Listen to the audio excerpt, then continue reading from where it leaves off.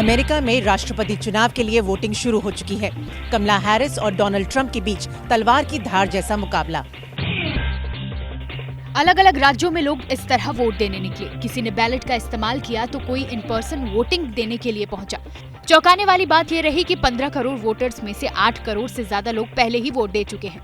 मतदान के टाइमिंग को लेकर राज्यों की अलग अलग व्यवस्था है, लेकिन सबकी नजर पेंसिल्वेनिया समेत बाकी स्विंग स्टेट्स पर है, क्योंकि इन्हीं के इलेक्टोरल वोट्स के बाद अमेरिका के नए राष्ट्रपति की तस्वीर काफी हद तक साफ होगी। वोटिंग के बाद राष्ट्रपति बाइडेन व्हाइट हाउस से ही चुनाव नतीजे देखेंगे। वॉशिंगटन डीसी के विलियर्ड होटल में ट्रंप का वॉर रूम भी एक्टिवेट किया जाएगा। पिछली बार कोरोना और कुछ राज्यों में कांटे की टक्कर की वजह से चुनाव के नतीजे मतदान के 4 दिन बाद आए थे। हालांकि इस बार चुनाव के नतीजे जल्दी आने की संभावना है।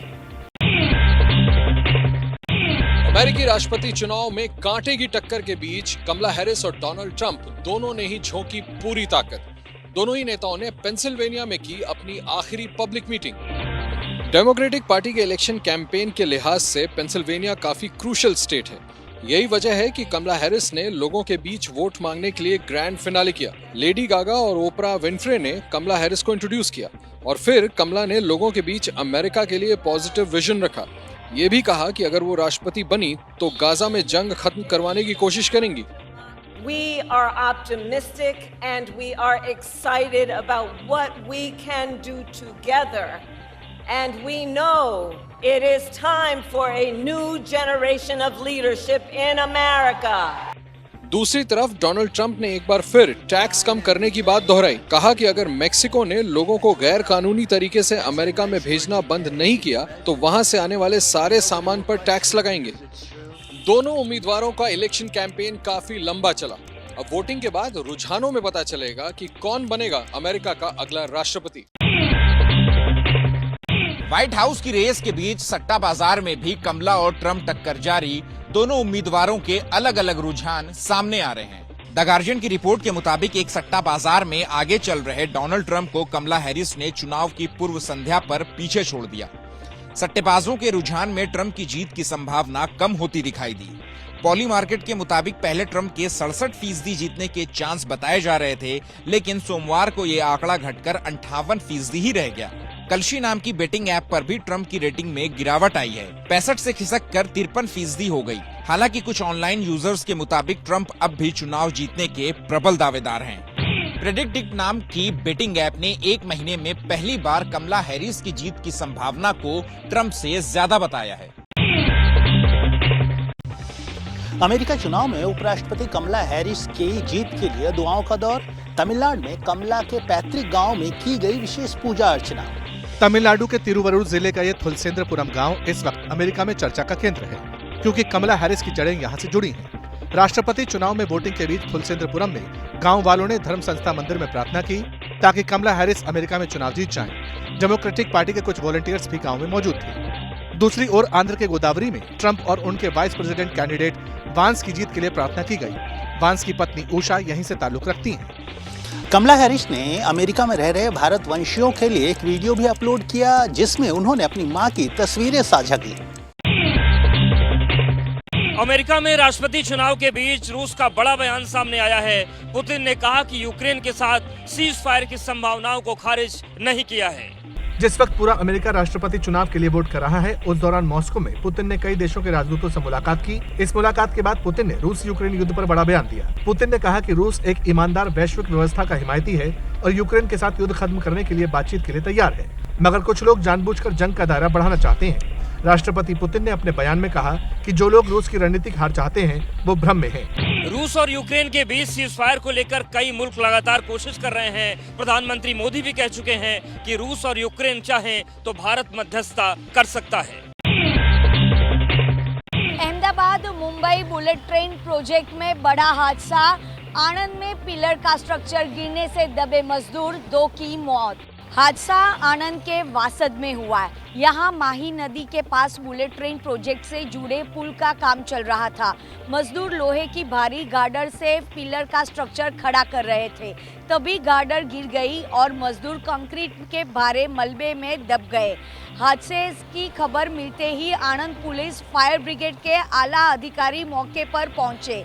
क्रेन के जरिए रेस्क्यू ऑपरेशन को आगे बढ़ाया गया। मिले थे मलबे में से, वो जिंदा थे तो उनको तो ट्रीटमेंट के लिए भेजा गया।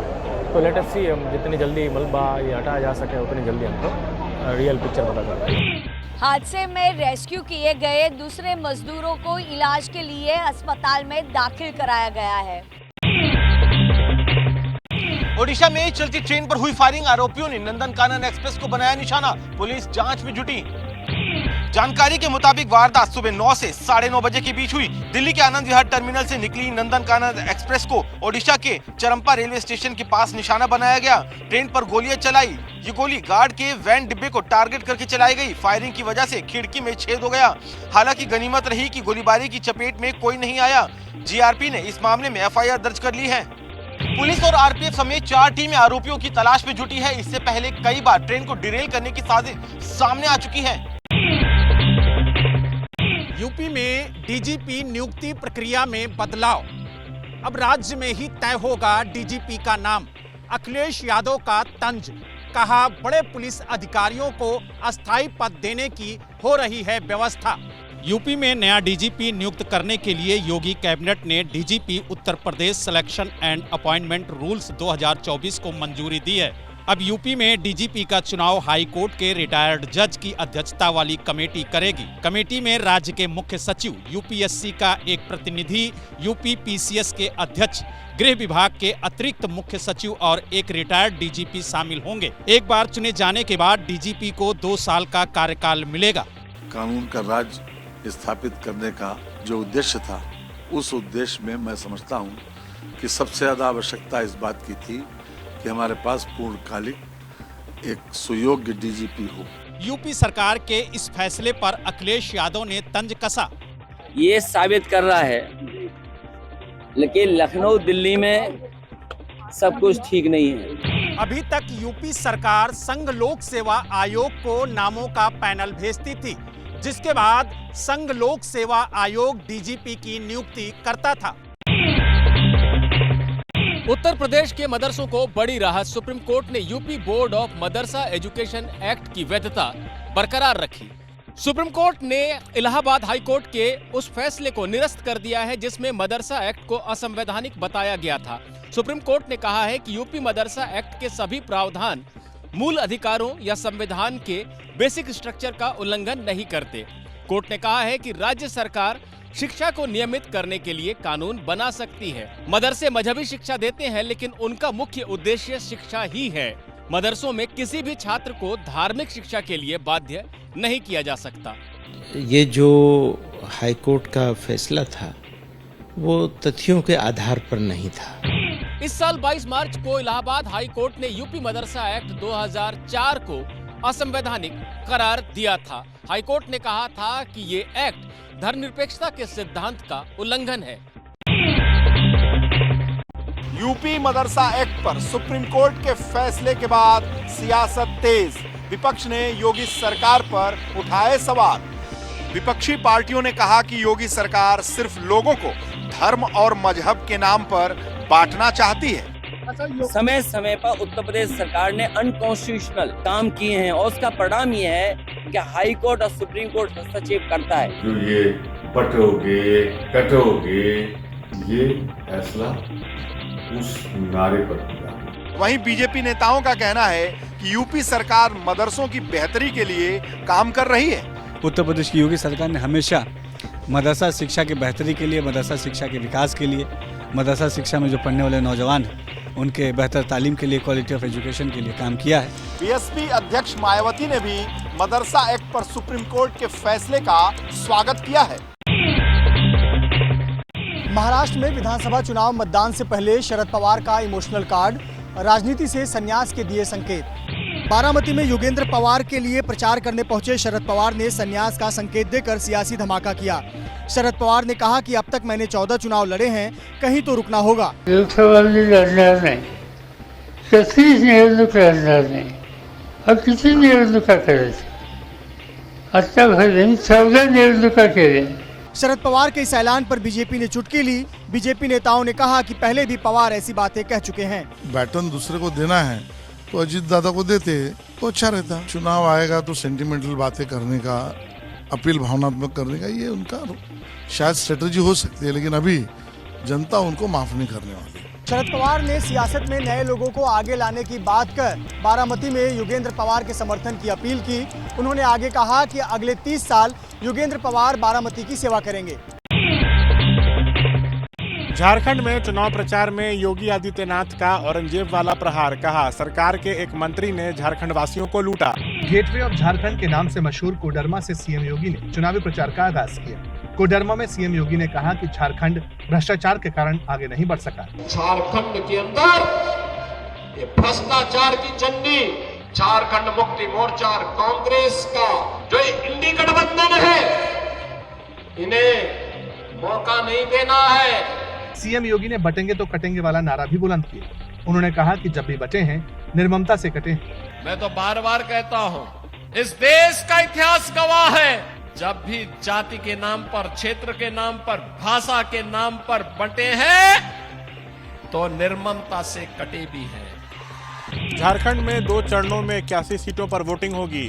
13 नवंबर को पहले चरण में 43 सीटों पर और दूसरे चरण में 20 नवंबर को 38 सीटों पर मतदान होगा।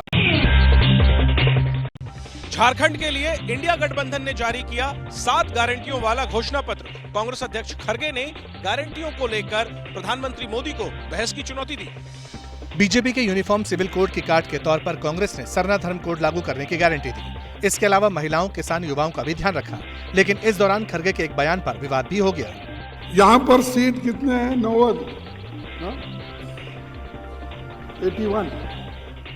81 सीट हैं। कांग्रेस अध्यक्ष के इस सवाल को बीजेपी ने झारखंड के सम्मान का मुद्दा बना दिया। ये कांग्रेस का ऊंचापन है, छोटापन है। झारखंड का कोई सम्मान है कि नहीं उनकी नजरों में? झारखंड चुनाव में प्रचार के लिए राहुल गांधी 8 नवंबर को मैदान में उतरेंगे। 8 नवंबर को राहुल गांधी की झारखंड में 2 सभाएं होंगी। झारखंड में पहले चरण की वोटिंग से 8 दिन पहले सीबीआई का बड़ा एक्शन। नींबू पहाड़ माइनिंग केस में छापेमारी। ये छापेमारी झारखंड, पश्चिम बंगाल और बिहार में हुई। सीबीआई की टीम ने झारखंड के साहिबगंज में 11, रांची में 3, कोलकाता में 1 और पटना में 1 लोकेशन पर छापेमारी की। छापेमारी में 50 लाख कैश, 1 किलो गोल्ड और चांदी की ज्वेलरी बरामद की गई। अवैध खनन का ये मामला 1200 करोड़ रुपए से ज्यादा का है। झारखंड हाईकोर्ट के आदेश पर सीबीआई ने नवंबर 2023 में केस दर्ज किया था। इस केस में ईडी की टीम ने भी 8 जुलाई 2022 को साहिबगंज में करीब 20 ठिकानों पर छापेमारी की थी। अवैध माइनिंग के इस केस में हेमंत सोरेन के करीबी रहे पंकज मिश्रा का भी नाम शामिल है। माइम सीट पर फंसे अमित ठाकरे, बीजेपी ने दिया अमित ठाकरे को बड़ा झटका। कहा, हम महायुति के सदा सरवणगढ़ का करेंगे प्रचार। माइम सीट पर पहली बार चुनाव लड़ रहे अमित ठाकरे की मुश्किलें और बढ़ गई। एक बड़ी खबर इस वक्त आपको बता देते हैं और दुखद खबर। लोक गायिका शारदा सिन्हा नहीं रही, उनका निधन हो गया है। 72 साल की उम्र में शारदा सिन्हा का निधन हुआ है। आपको बता दें कि बीमार थी वो और दिल्ली के एम्स में उनका इलाज चल रहा था, जहां पर उन्होंने अंतिम सांस ली है। तो लोक गायिका शारदा सिन्हा, जिनके निधन की खबर इस वक्त मिल रही है, 72 साल की उम्र में शारदा सिन्हा का निधन हुआ है। बीते कई दिनों से बीमार थी और पिछले कुछ दिनों से एम्स अस्पताल में उनका इलाज चल रहा था। इस वक्त की बड़ी खबर अपने लोक गीतों के लिए और ख़ास तौर से छठ के गीतों के लिए जाने जाने वाली मशहूर लोक गायिका शारदा सिन्हा, एम्स में जिन्होंने अंतिम सांस ली, जिनका इलाज चल रहा था। इस वक्त की बड़ी खबर आपको बता रहे हैं हम, और दुखद खबर है ये। लोक गायिका के तौर पर जिन्हें जाना जाता रहा, उनकी हालत काफ़ी नाजुक बनी हुई थी और परिवार की तरफ से हालांकि उनके हेल्थ को लेकर लगातार अपडेट भी किया जाता रहा। बताया जा रहा है कि कुछ दिनों से उनकी तबीयत काफ़ी ख़राब थी, जिसके बाद उन्हें अस्पताल में एडमिट करवाया गया था। वेंटिलेटर पर भी गई थी वो, जिनके बाद अब ये दुखद खबर मिल रही है। और क्या कुछ जानकारी हमारे पास है इस खबर पर, ज़्यादा जानकारी के साथ मदीहा खान मेरी सहयोगी जुड़ गई हैं। मदीहा, दुखद खबर, एम्स में एडमिट थी, वेंटिलेटर पर भी थी, लेकिन अब शारदा सिन्हा के निधन की खबर मिल रही है। बिल्कुल शिरीन, ये खबर एकदम कंफर्म है, बहुत दुखद है। खास तौर से आज के दिन, क्योंकि छठी मैया का पर्व है और छठ गीतों के लिए लोक गायिका शारदा सिन्हा बहुत ज्यादा प्रसिद्ध थी, उनको इसीलिए याद रखा जाता था। और मैं आपको जानकारी दे दूं कि 2017 में उनको कैंसर की बीमारी के बारे में उन्हें पता चला, जिसके बाद उनका लंबे वक्त तक बॉम्बे में भी इलाज हुआ और उसके बाद 2018 से उनका दिल्ली एम्स में इलाज चल रहा था। और बड़े एक डॉक्टर्स का पैनल था, डॉक्टर्स की टीम थी जिनकी निगरानी में वो रहती थी, लेकिन अभी 21 अक्टूबर से वो एम्स में एडमिट थी। पहले ऑक्सीजन सपोर्ट पर थी वो, और उसके बाद कल शाम से उनकी तबीयत जो है बहुत ज्यादा बिगड़ी, जिसके बाद वो वेंटिलेटर पर चली गई। जिसके बाद ही डॉक्टर्स लगातार परिवार से कह रहे थे कि बहुत मुश्किल है, चैलेंजिंग है उनके लिए। जिसके बाद आज सुबह प्रधानमंत्री नरेंद्र मोदी ने भी उनके बेटे अंशुमन सिन्हा को कॉल किया, उनसे बातचीत की और ये भी कहा कि आप लोग हिम्मत रखिए, पूरा देश उनके लिए दुआएं कर रहा था। लेकिन बहुत दुखद खबर, आखिरी सांस जो जानकारी मिल रही है उस हिसाब से 9:20 पे शारदा सिन्हा ने दिल्ली के एम्स में ली है। फिलहाल परिवार बहुत ज्यादा भावुक है, दुख की घड़ी परिवार के लिए भी है, देश के लिए भी है।